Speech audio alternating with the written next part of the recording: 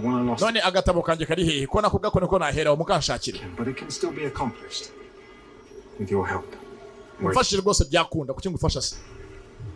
The only thing I know for sure, a week ago some information came through the wire. Sarah may have bought a bus ticket. Yavuga tuva rwose bwa cyonse cyo ni kimwe mu cyumweru cyashize ara makuru nabonye umuntu yigeze kweza umuntu muri email yanditswe na Sarah nyirizina. Hehe Chicago. Muri Chicago niho Sarah yandikiye email yandikira umuntu ameze nkamutumaho ndetse anafite ubutumwa amwerereje runaka bivuze ngo Sarah ni muzima. Sarah ni muri Chicago iyo ni makuru mfite mekano kanya.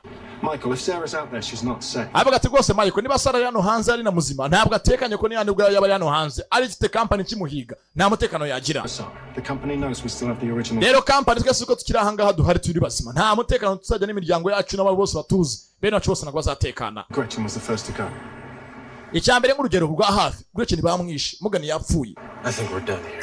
Siganye kambanga hangendera ngo ngira tumfana namwe. Michael gumanga twumvikane dufashe.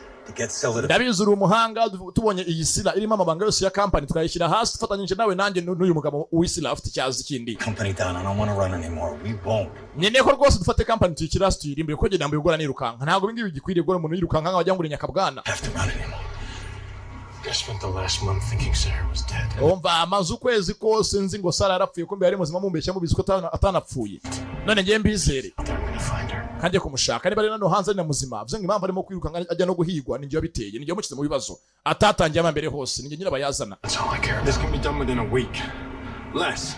Basi mfashana byose bukene mu gihe kitagera mu cyumweru kimwe. Mu cyumweru kimwe basi dufatanye dushake company tuyita amazi tuyikira agaragara tu. Basi iminsi mike iri munsi y'icyumweru. At least let me show you that. Sasu mu mutwe wisira baramuhaye ajya hasi. Sasu ryihuse mu bwonko. Kuri James Wisira abaratatana karabaye filimi iraha hari uwaje rotumwe twabonye yivugana bagani Gretchen baratatana bose dore kunyanyagira ya karita yarafite angaha bayivanayo ngo niyo sila niyo ngiri amabanga ya company ntago bakina James Wisira hasi baramurangije filimi iraha kidahatawe